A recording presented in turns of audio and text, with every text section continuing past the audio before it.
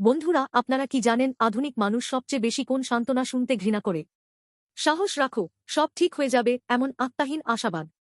সত্যিকারের কঠিন মুহূর্তে আমাদের যা দরকার তা সমস্যা বিশ্লেষণ করে সঠিক উত্তর দেওয়া উপদেষ্টা নয়, বরং আমাদের ব্যথাকে সহজভাবে বুঝে নেওয়া একজন সহানুভূতিশীল ব্যক্তি।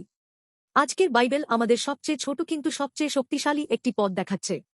তা হল যিশু অশ্রু বিসর্জন করেছিলেন। এই অশ্রু উচ্চস্বরে কান্না নয়, বরং নির্বে গাল বেয়ে নেমে আসা গভীর বেদনার অশ্রু। সেই সময় ইহুদিরা অন্ত্যেষ্টিক্রিয়ায় টাকা দিয়ে পেশাদার ক্রন্দনকারী নিয়োগ করত। সেগুলো ছিল আনুষ্ঠানিক অশ্রু। কিন্তু যিশুর অশ্রু ছিল সম্পূর্ণ আলাদা।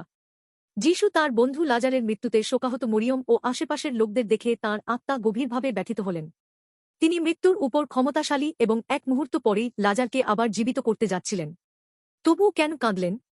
কারণ যিশু কখনো আমাদের মানবিক দুঃখ ও ক্ষতি থেকে মুখ ফিরিয়ে নেননি। তিনি সেই যন্ত্রণায় পুরোপুরি অংশ নিয়েছিলেন। তিনি আমাদের দেখার দর্শক ছিলেন না, বরং আমাদের পাশে দাঁড়িয়ে আমাদের সঙ্গে কাঁদছিলেন। দুনিয়া আমাদের বলে, যদি ব্যথা থাকে তবে শুধু তুমিই ক্ষতিগ্রস্ত। দুঃখ লুকিয়ে ফেলো এবং তাড়াতাড়ি কাটিয়ে ওঠো। কিন্তু যিশু আলাদা। তিনি আমাদের যাতনা জানেন। যিশাই 53:3। পাপের কারণে আসা মৃত্যু নামক দানবের সামনে অসহায়ভাবে পিষ্ট হতে থাকা আমাদের দেখে সৃষ্টিকর্তার উত্তপ্ত করুণা অনুভব করেছিলেন। আর এই সহানুভূতি কখনো শেষ হয়নি। যিশু শুধু কথায় সান্ত্বনা দেননি। তিনি আমাদের জন্য ক্রুশের রক্ত ঝরিয়েছেন, আমাদের সব দুঃখ ও পাপের মূল্য নিজে দিয়েছেন।